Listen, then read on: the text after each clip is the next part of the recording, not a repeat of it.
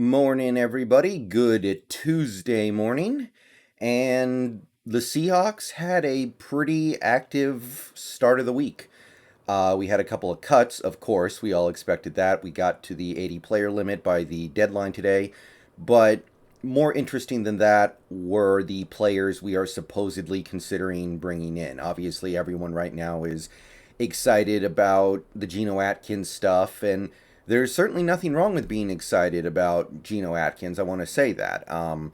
Getting Geno Atkins is at worst fine, and at best could be great. Could be a big step in the right direction for this team.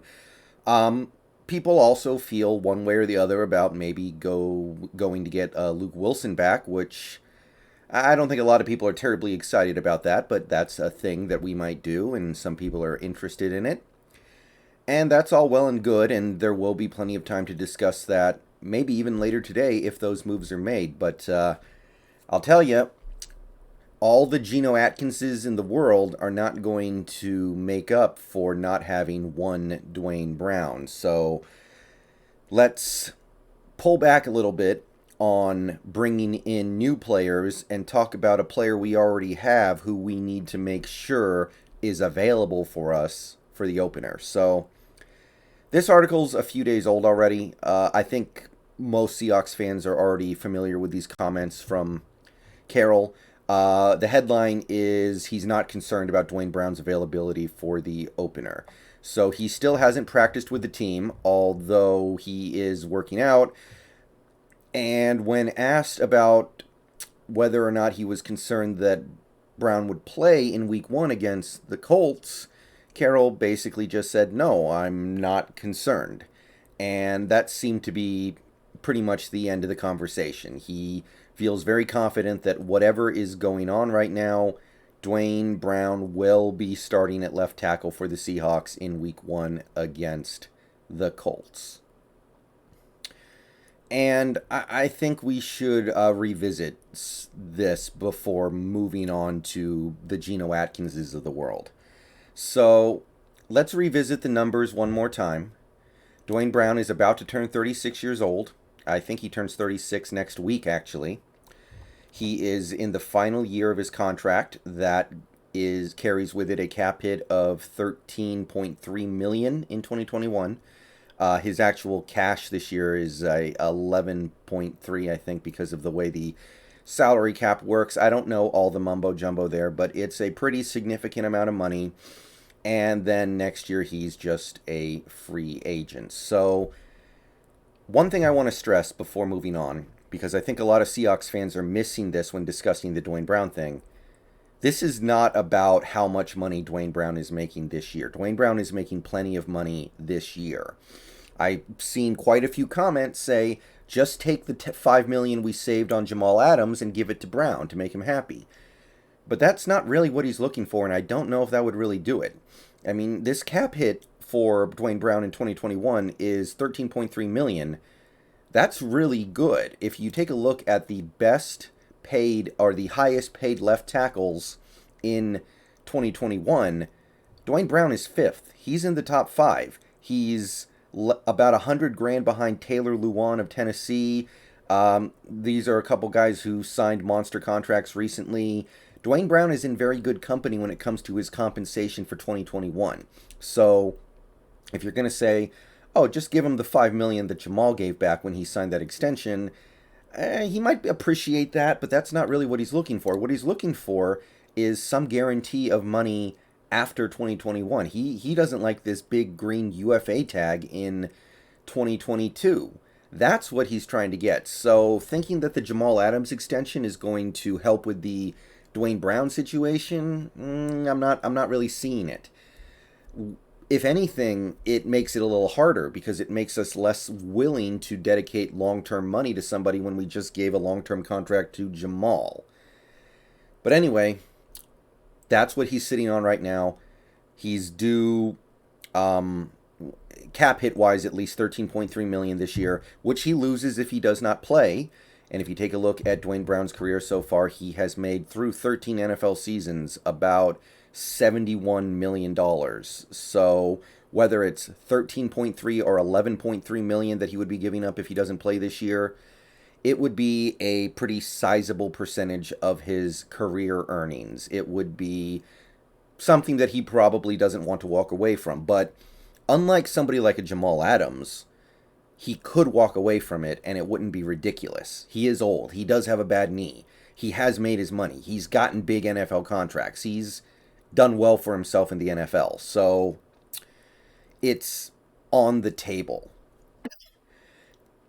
Now, where that puts us in terms of whether or not this is going to work itself out, I don't know. It really just depends on what Duane Brown is personally feeling. He's weighing his desire to continue to play football and make 11 to 13 million dollars against his desire to not put his body, which is already very old and beat up, on the line with no long-term guarantee when he's already made $71 million dollars in his career.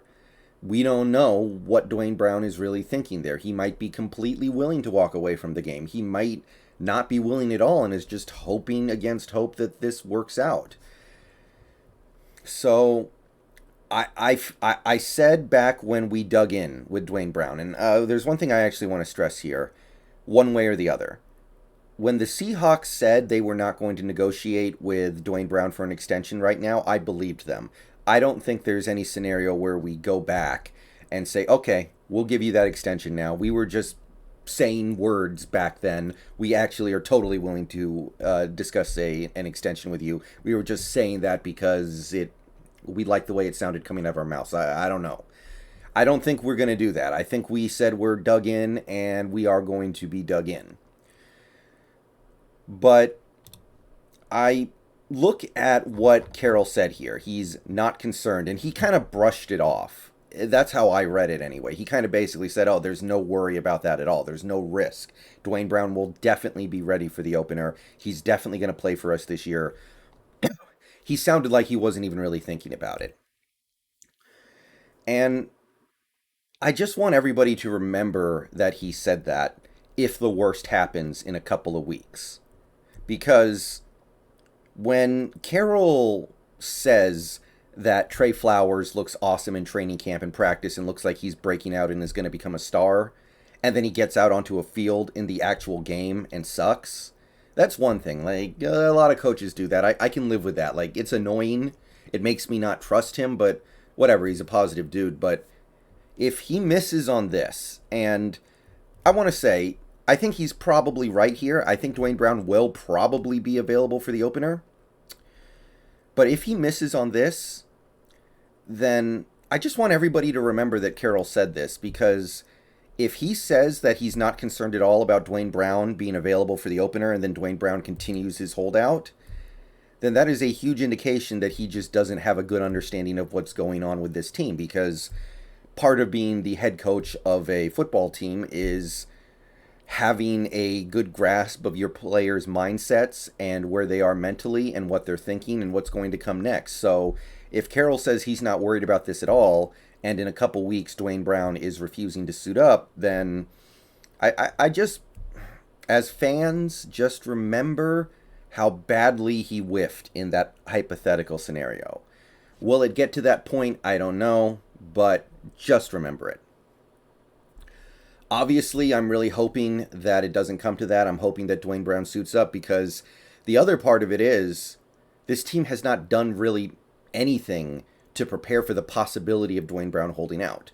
Our backup left tackle right now could be Cedric Ogbuehi, who has been injured for a while, Jamarco Jones, who has been injured for a while, Stone Forsythe, who is a stone rookie, no pun intended, and Jake Curhan. Not really anything there that you feel very good about now, is there? Maybe Cedric Ogbuehi or Jamarco Jones if healthy, but they're not, so I mean, if you brought in a guy like a Russell Okung, at least I would be able to say, well, it looks like we have a plan that, I don't know if it's a great plan, but it's a reasonable plan given that you couldn't have really prepared for something like this, I guess. But this team hasn't really done anything in the last couple months to prepare for life after Duane Brown. And again, I think it's a reasonable guess that he'll suck it up and get out on their own, and get out on the field in a couple weeks to play against the Colts. I do. I do think that's a reasonable bet. I'm not saying that Carroll is way out of pocket for saying that there's nothing to be worried about here. I don't think there's a whole lot to be worried about here, but the possibility occurs to me. And not only is Carroll completely out of touch in this hypothetical scenario, but he has also done nothing to prepare this team for life without him. And look, we had a couple guys in chat saying that Duane Brown is overrated and actually not that good, and Jamarco Jones would not be a big step down, but I can't see it that way right now. I can't see it that way right now. If we have to take the field week 1 without Duane Brown, I mean, we've seen this offense go to pieces when one player is not present. One key player is not present. And I'm not just talking about Wilson. We've seen Lockett limp through games and the offense just goes stagnant. We've seen us not have our top running backs and the offense can't really get anything going. We've seen it bad, but Duane Brown could be just as crucial to our team's success as any of those guys. So, yeah, not what we need going into the first season with a new offensive coordinator. So, yeah, I just want, as fans, just in case the Duane Brown thing goes sour and he's not out there for week 1, just know that Carroll whiffed, and it might be yet another sign that he's losing his grip on this team. And, you know, I hate to go after Carroll before the season even starts, and I'm not really going after him because this is a hypothetical. I just wanted to call it out, and I wanted to make another video about the Duane Brown stuff because it's pretty important. All right, see you guys later. Go Hawks. Maybe Geno Atkins video later today. We'll see. See y'all later.